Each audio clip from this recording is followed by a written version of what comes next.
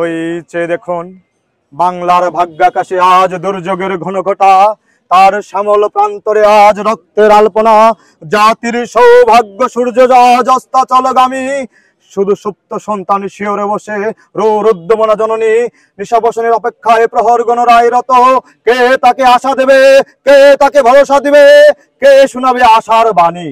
ওঠো মা ওঠো, মোছো তোমার অশ্রু জল, 7 কোটি সন্তান হিন্দু মুসলমান, জীবন দিয়ে হলেও রোধ করবো এই মরণের অভিযান।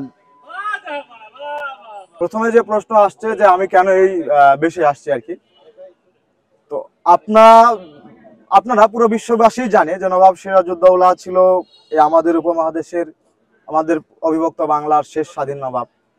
তিনি যখন পলাশীর প্রান্তরে পরাজিত এবং নিহত হন, তারপর থেকে বাংলাদেশের স্বাধীনতা আমাদের হাতছাড়া হয়ে যায়। আমরা পরাধীন জাতি হিসাবে প্রায় 200 বছর ইংরেজ ব্রিটিশ বেনিয়াদের রাজত্বের মধ্যে ছিলাম।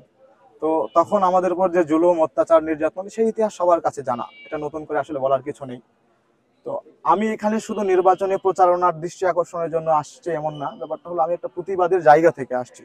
যে আজকে আমাদের সংস্কৃতি কেমন জানি মনে হচ্ছে আবার সেই লর্ডস ক্লাইভ, আমাদের আধিপত্য কেউ কেউ আমাদের এখানে করবার চেষ্টা করছে। তো সেই জায়গা থেকে আমি আমার ভোটারদেরকে এটা জানানোর জন্য আসছি যে পলাশীর প্রান্তরে যেভাবে সিরাজউদ্দৌলাকে পরাজিত এবং নিহত করা হয়েছিল, প্লিজ এই যুদ্ধে এই পলাশীতে আপনারা আমাকে কেউ ছেড়ে যাবেন না, আমাদেরকে কেউ হারাতে দিবেন না। সেই জায়গা থেকে আমি চেষ্টা করছি যে প্রতিবাদ করে, মানে প্রতিবাদের অসঙ্গতি এবং সমাজের অসঙ্গতিটা তুলে ধরে আমাদের সংস্কৃতিতে ভবিষ্যতে কি হতে পারে, কি হতে যাচ্ছে, সেই জায়গাটা আমার ভোটারদের কাছে সচেতন করতে আসছি।